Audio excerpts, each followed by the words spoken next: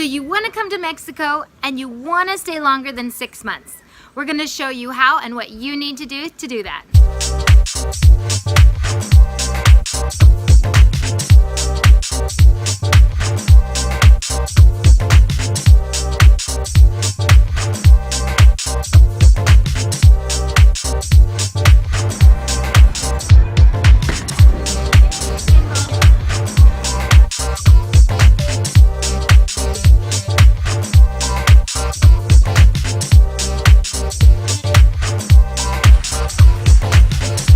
Goodbye!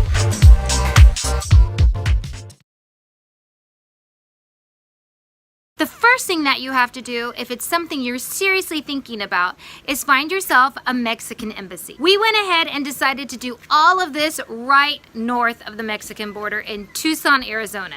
The reason why we did it is A, because you have to use your Mexican entrance within 6 months. If you don't, it expires and you got to do the process again. B, being that we were ready to go into Mexico, we figured we might as well do it right here. So we went ahead and went to the Mexican embassy in Tucson, Arizona. And you have to bring along some documents. The first thing you need is this Mexican form. You got to fill it out. The second thing you need to do is you need to bring 6 months of bank statements, recent bank statements. They need to be able to see your income and of course your expenses. We went ahead and actually highlighted the income for them so they didn't have to measle around through all the documents wondering where our income is. So if you can go ahead and prepare that ahead of time and highlight it for them, it makes the process a lot clearer.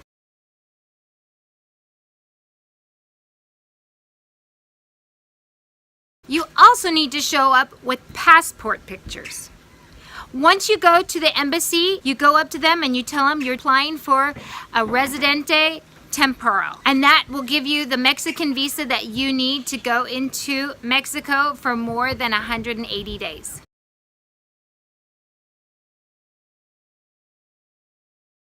The cost for the Mexican visa, the temporary residency, is about $25 per person.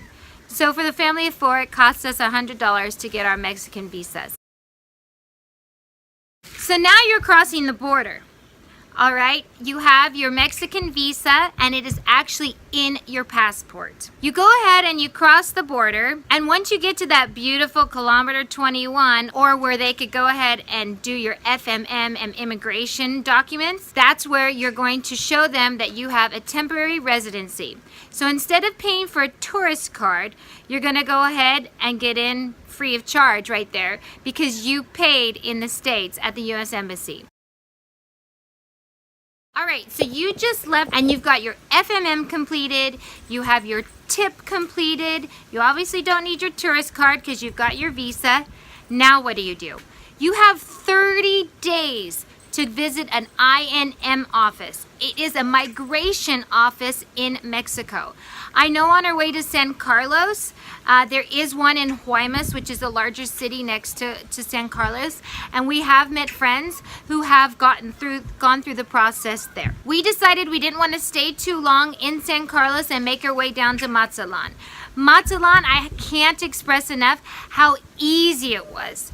Once we got to know a couple of the residents that come down frequently from Canada and actually have the same temporary license, they told us exactly what to do. We ended up taking one of the ferries over to the mainland in Mazatlan. All you need to do is constantly ask Migracion or look it up and map it.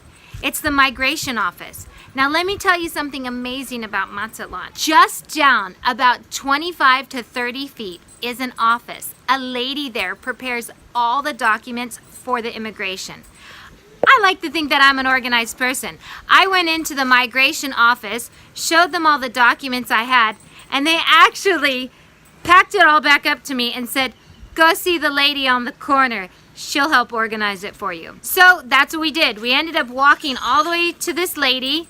She there took our photos that we needed the proper way. She ended up doing all the paperwork we needed. For $25 a person, I didn't have to stress about one thing other than just supplying her with any information that she needed. So once we took the documents all prepared from the lady for the family of 4 of us, we took them to the immigration office. From there, they took them all and they said that we can come back once we receive an email. The email took about 2 weeks to get.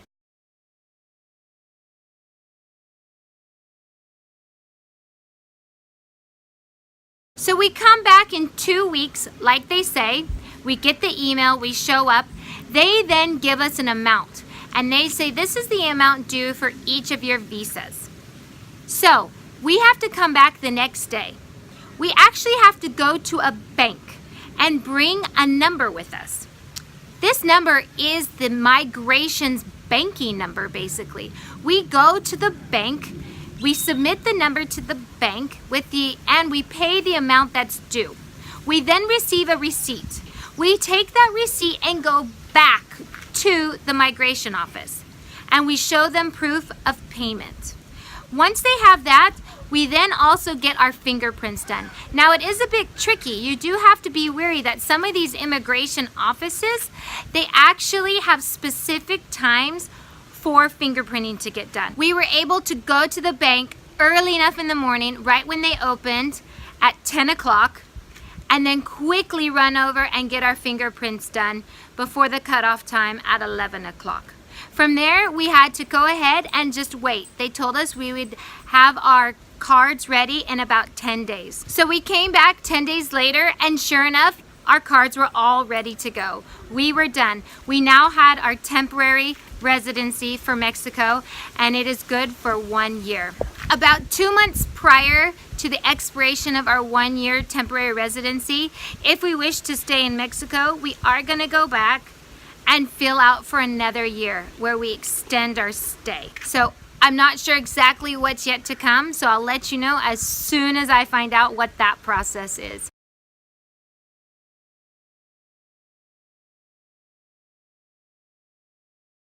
The beauty of not having to fly in and out and paying for flights is to have this visa.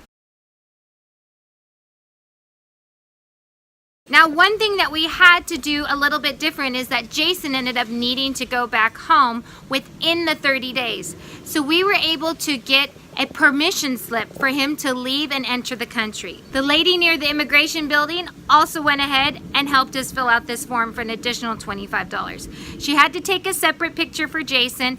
Jason took it over to the immigration office and they told him to come back in 1 week, which was about 3 days before his trip. He went ahead and did that. He came back, and 3 days prior to him leaving, he actually had a paper, a document stamped with his picture on it.